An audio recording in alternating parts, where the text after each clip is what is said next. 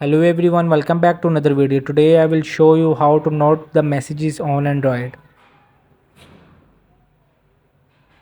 So you have to just open the settings of the phone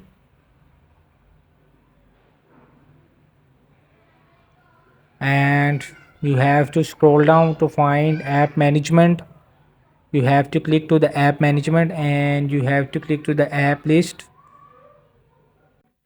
So you have to open the app list and scroll down to find message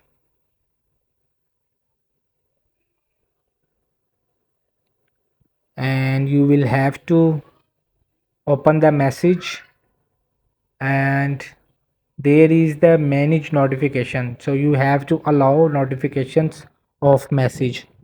So once you will have to allow, you will be able to receive messages. So make sure the all categories are allowed, so you have to open the message box and you will have to receive one by one if someone messages you. So this is how to fix it. Hope this video helped you. Please don't forget to like and subscribe and get notified for more videos.